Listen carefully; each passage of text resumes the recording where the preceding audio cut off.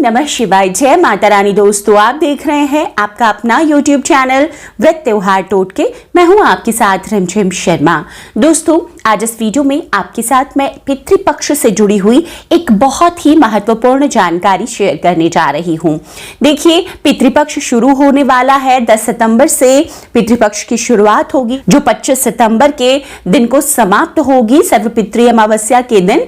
तो दोस्तों, इन 16 दिनों में आपको किन बातों का ख्याल रखना है? देखिए, पितरों के प्रति जो श्रद्धा पूर्वक कर्म हम करते हैं उसे ही श्राद्ध कर्म कहते हैं, लेकिन हमें पता नहीं होता है कि श्राद्ध कर्म या पितरों के निमित्त जो हम कर्म कर रहे हैं, जैसे कि उनके निमित्त भोजन हम दान कर रहे हैं, तर्पण कर रहे हैं, या पितर हमसे मिलने आते हैं पितृपक्ष में, तो वो किन रूपों में आते हैं?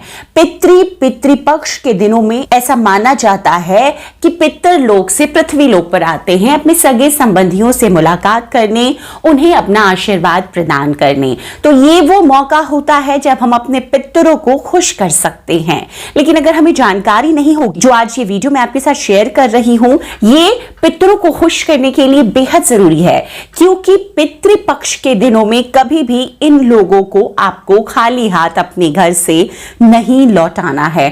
पितृ किसी भी रूप में आपको आशीर्वाद देने आ सकते हैं। अगर आप उन्हें नाराज करेंगे तो इससे पितर नाराज होंगे। तो एक तरफ आप पिंडदान तर्पण कर रहे हैं, पितरों के लिए बहुत सारे कर्म कर रहे हैं, और दूसरी तरफ अगर आप ऐसे कुछ कर्म कर रहे हैं जिससे पितर आपके घर पर स्वयं आशीर्वाद देने आए हों और वो नाराज होकर चले जाएं, तो कैसे वो आपके किए हुए कर्मों को फिर ग्रहण करेंगे? तो ये जानकारियां बेहद जरूरी है, जिन्हें 10 सितंबर से 25 सितंबर जो पितृपक्ष के 16 दिन है, आपको जरूर ध्यान से रखना है याद। और इन लोगों को कभी भी अपने घर से या बाहर भी आप जा रहे हैं, कभी भी खाली हाथ न लौटाएं अगर वो आपसे मिलते हैं। दोस्तों, ऐसा बताया गया है कि जो पितर होते हैं, प्रकृति से जुड़ी हुई कई चीजों में बताया गया है कि उनका वास होता है। जैसे पितृपक्ष में मनुष्य से लेकर पक्षी रूप में पितर आपके दरवाजे पर आते हैं। अब अगर उन्हें हम पहचान नहीं पाते तो किस प्रकार से ये सावधानियां हम बरत सकते हैं जिससे हमारे पितर खाली हाथ ना लौटे हमारे दरवाजे से और वो नाराज ना हो? तो किन किन रूप में पितर आपके पास आते हैं, इसी की जानकारियों के लिए ये वीडियो मैंने आपके साथ शेयर किया है।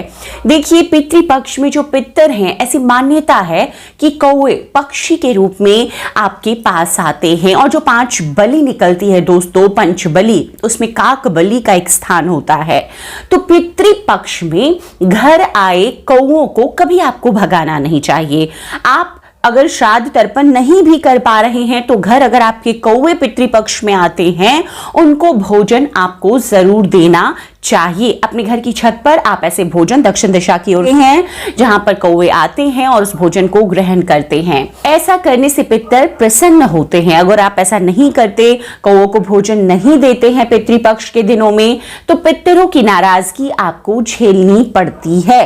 तो ये जो 15 दिन है, कौवे के द्वारा भी पितर अन्न ग्रहण करते हैं आपसे। तो दोस्तों, इन कौवों को जो आपके घर आ रहे हैं उन्हें जरूर तृप्त करें, तो वो आपके परिजनों को आपको खुशहाल जीवन का आशीर्वाद देकर जाते हैं। दूसरे, देखिए, कुत्ता, अगर आपको पितृपक्ष में आपके दरवाजे पर कोई कुत्ता आ जाए तो आपको उन्हें खाना जरूर देना चाहिए। श्वान बलि का बहुत महत्व है और श्वान बलि निकाली जाती है पंचबली में। तो ऐसे में श्राद्ध पक्ष में आपके घर पर अगर कुत्ते आते हैं तो उनका आना शुभ माना जाता है। रास्ते में भी अगर आपको दिख जाए कुत्ते तो उन्हें कभी मारकर नहीं भगाएं, बल्कि उन्हें कुछ ना कुछ खाने को जरूर दें। इससे भी पितरों की आत्मा को शांति मिलती है, तो आपको ऐसा जरूर करना चाहिए।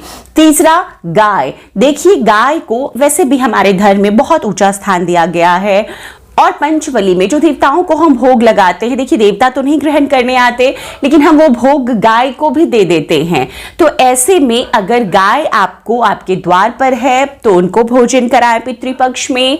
अगर आपको रास्ते में भी मिलती हैं, आप उनकी सेवा जरूर करें, उनको कुछ न कुछ जरूर खिलाएं इन पितृपक्ष के दिनों में। चौथा दोस्तों, कभी भी कोई भी गरीब आदमी, कोई भी असहाय व्यक्ति अगर आपके दरवाजे पर आ जाए तो उन्हें पितृपक्ष के दिनों में बहुत आदर सहित उन्हें भोजन कराएं। उन्हें अगर पैसे चाहिए तो आप पैसे भी दें।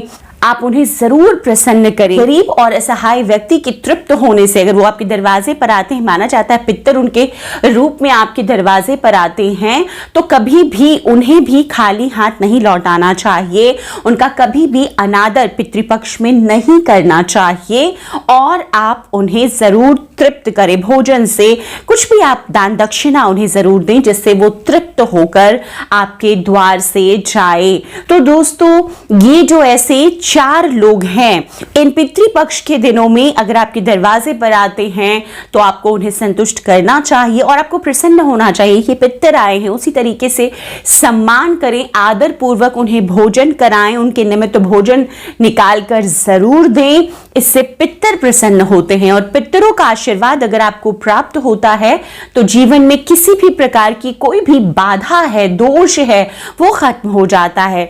दोस्तों, पितृदोष एक बहुत बड़ा दोष माना जाता है और देखिए, जैसे साल के बहुत सारे दिन देवताओं के निमित्त है, हम उनकी पूजा आराधना करते हैं। पितर देवों के निमित्त श्राद्ध के ये 15 दिन हैं, सुनिश्चित किए गए ये दिन हैं। इन 15 दिनों में अगर हम पितरों का आशीर्वाद प्राप्त कर लेते हैं तो हमारे जीवन से बहुत सारी दुख तकलीफें दूर हो जाती हैं। उनके आशीर्वाद से हम हमेशा खुशहाल रहते हैं और हमेशा उन्नति तरक्की करते रहते हैं। घर में किसी भी प्रकार की परेशानी नहीं आती, हमें आर्थिक संकट का सामना नहीं करना पड़ता, विवाह शादी में परेशानियां नहीं आती, किसी के बच्चे होने में अगर परेशानी आ रही है, वंश वृद्धि में परेशानी है, तो इस तरह की सभी परेशानियां एक पितृ को प्रसन्न करने से दूर हो जाती है। दोस्तों, पितरों का आशीर्वाद हमें जब प्राप्त हो जाता है तभी देवताओं का आशीर्वाद भी हमें प्राप्त होता है। तो इन बातों का इन श्राद्ध के 16 दिनों में आपको जरूर ध्यान रखना है।